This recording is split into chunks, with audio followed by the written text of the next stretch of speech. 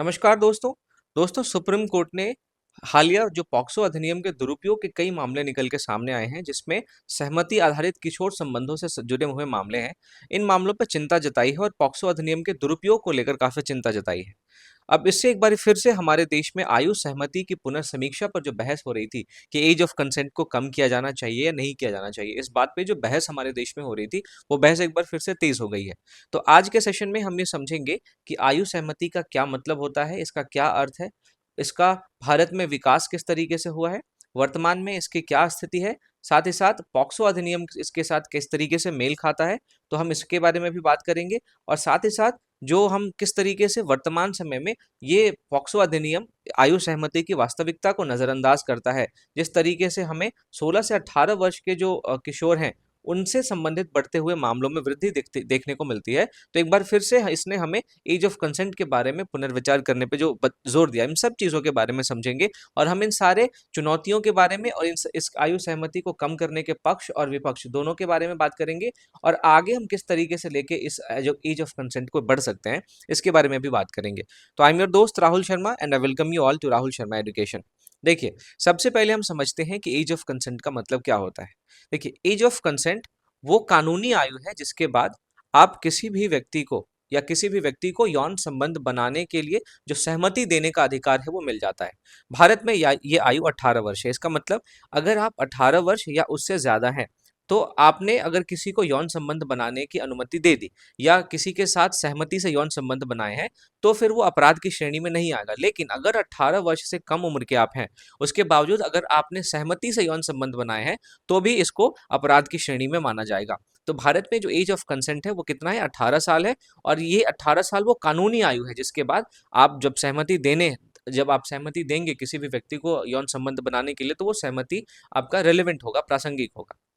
अब भारत में अगर आयु सहमति से संबंधित कानूनी ढांचे की बात करें, तो सबसे पहले आपको पॉक्सो अधिनियम 2012 देखने को मिलता है, जहां पे 18 वर्ष से कम आयु के व्यक्ति को बालक या बालिका की श्रेणी में रखा गया है।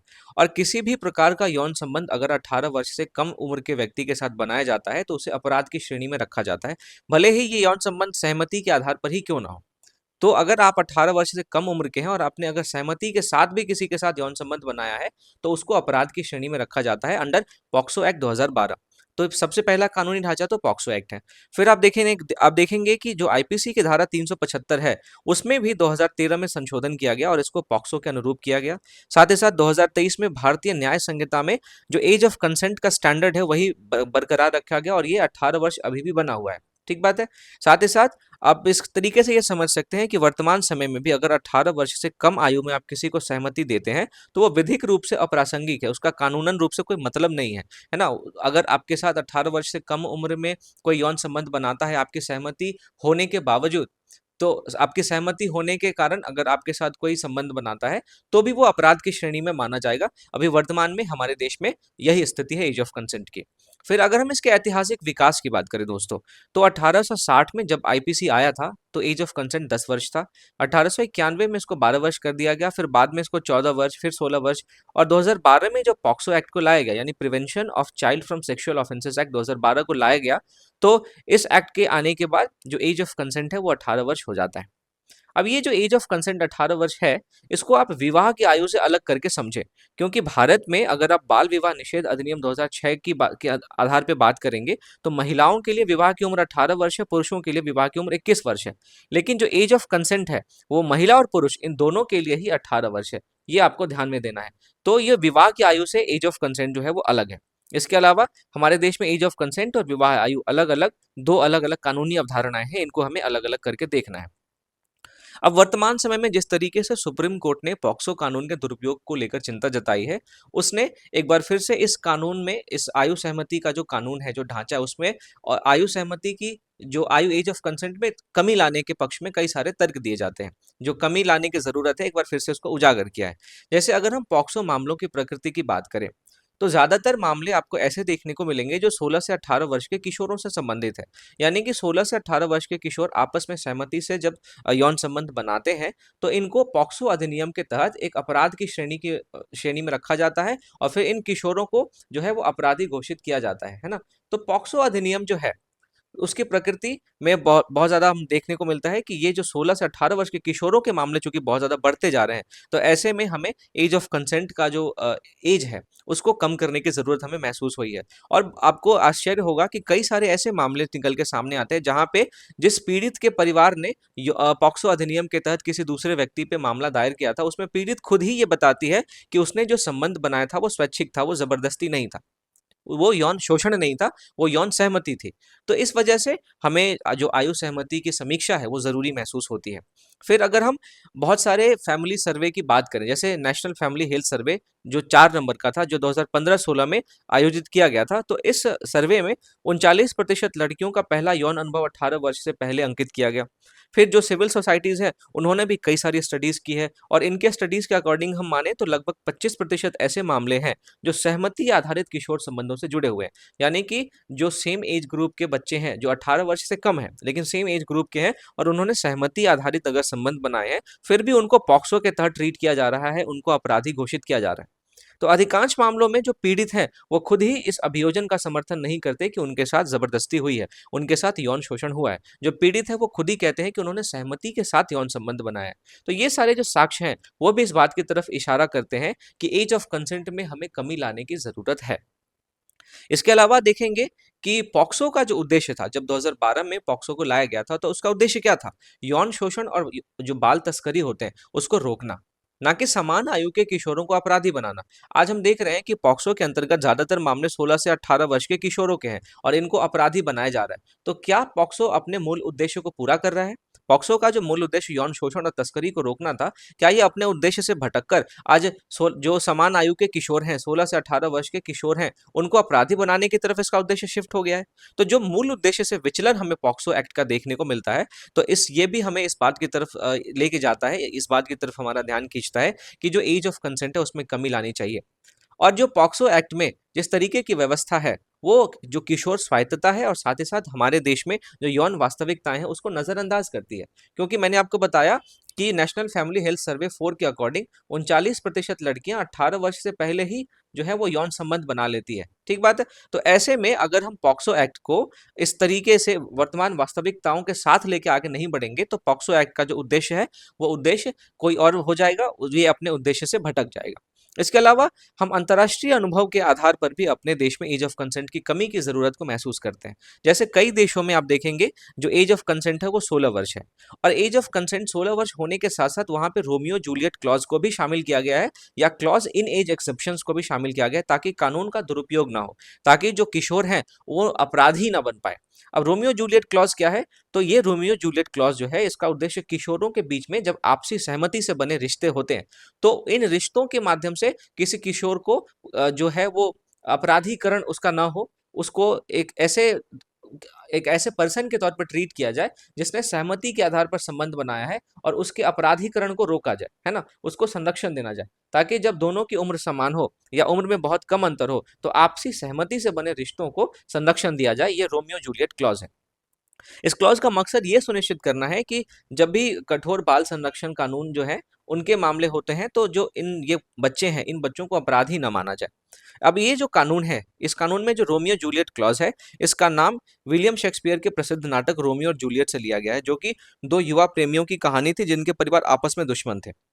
रोमियो जूलियट क्लॉज को सबसे पहले आप देखेंगे यूएसए में लागू किया गया था, क्योंकि वहां पे ये चिंता बहुत ज्यादा बढ़ रही थी कि आपसी सहमति वाले किशोर संबंधों को एक स्टैट्यूटरी रेप की तरह ट्रीट किया जा रहा था। अगर जो किशोर 16-18 वर्ष से कम उम्र के हैं लेकिन उन्होंने अपनी सहमति से अगर यौन संबंध बनाए हैं, तो उनको उनको एक अपराधी की तरह देखा जाता था। उनके द्वारा यौन संबंधों को स्टैट्यूटरी रेप की तरह, एक वैधानिक बलात्कार की तरह ट्रीट किया जाता था और जो किशोर थे उनका अपराधीकरण हो रहा था। तो इन सारे मामलों को देखते हुए यूएसए में ये जो रोमियो जूलियट क्लॉज है उसको लाया गया और सुप्रीम कोर्ट ने भी हमारे देश में रोमियो जूलियट क्लॉज को एक्सेप्ट करने की बात की है, ताकि जो समान आयु के किशोरों का अपराधीकरण हमारे देश में पॉक्सो एक्ट के अंतर्गत हो रहा है, उस पर रोक लगे। तो ये दोस्तों पक्ष में तर्क थे जो कि एज ऑफ कंसेंट को कम करने की बात पे जोर देते हैं।